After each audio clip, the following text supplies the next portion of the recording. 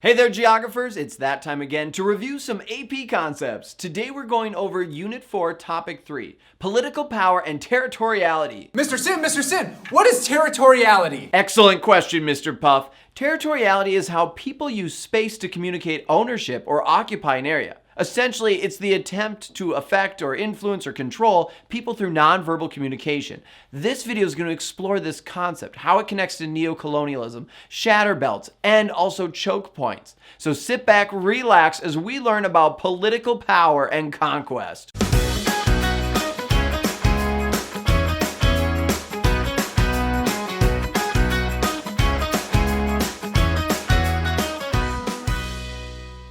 In our last video, we talked about colonialism, imperialism, the scramble for Africa, and more. Now, while colonialism and imperialism are no longer being practiced in the world today, we have new ways that countries are expanding their power and influence. And that's what we're here to talk about. Today, MDCs, that stands for more developed countries, are using neocolonialism to expand their political and economic influence over LDCs. Stands for less developed countries. Neocolonialism is the practice of using economic or political influence by an MDC to control an LDC indirectly. We first started seeing this practice after World War II with former colonies. Today, some have expanded this concept to connect more directly to capitalism and globalization, focusing on how companies and governments of MDCs exploit and use subjects of LDCs to gain political or economic influence and power. We'll actually be seeing this impact of neocolonialism when we go into Wallerstein's world system theory model. Don't worry about that now. We'll get into that more when we get into our industrialization unit. To better understand the impact of neocolonialism, let's look at Africa and China. Over the past 10 years, China's been making major moves in Africa and other parts of the developing world.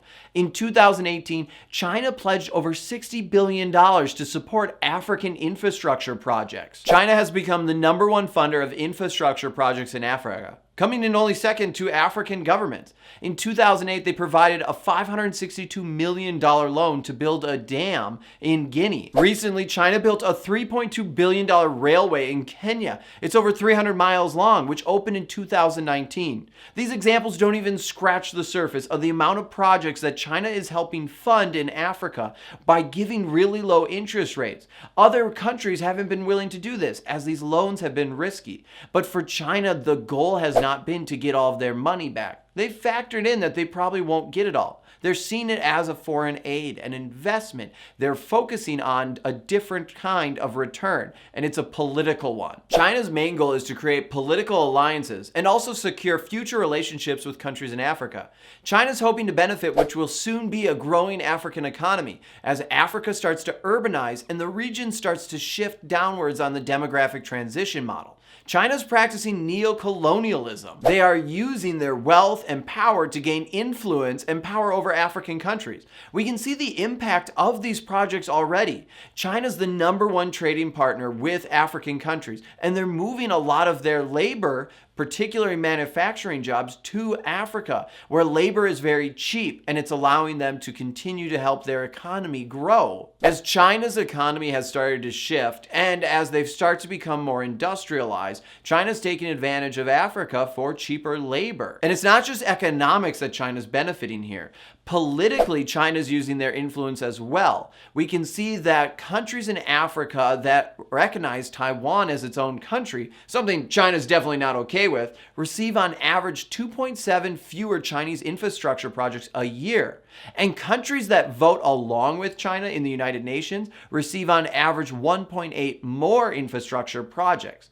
They're using their power and their money to be able to influence African countries to better side with China on global matters. Since we're talking about China, we should also acknowledge another focus of China's political goals, which is the South China Sea. Now, we'll talk more specifically about the conflict in the South China Sea when we cover 4.5 and talk about the law of the sea.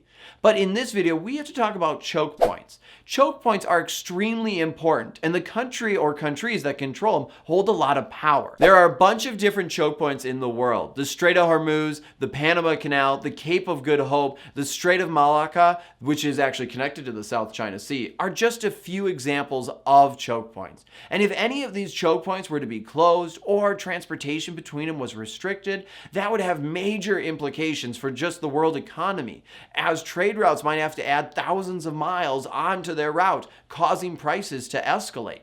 So choke points are very important. Any country that has control over them is going to have a lot of political and economic power. Since we're on the topic of political power, let's take a minute and talk about a concept known as the shatterbelt region. A shatterbelt region is a region that is caught between large external powers who are fighting.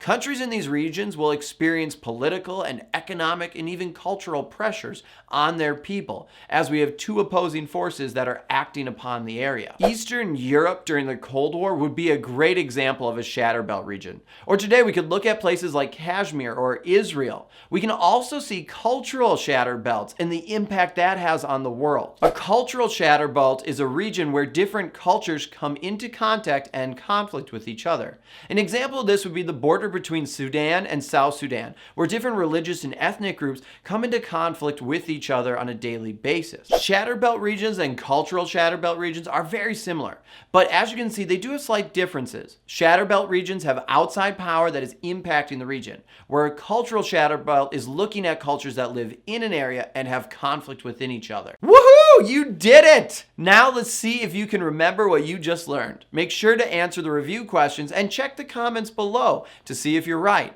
Also, I'm curious, what do you think? Is China investing in Africa in an attempt to gain political power? Should other countries be concerned? Let me know in the comments below of what you think. And of course, don't forget to subscribe and like the video. And check out the next video, which will be covering 4.4, the different types of boundaries. I'm Mr. Sinn. Thank you very much for watching this video. And until next time, geographers, I'll see you online.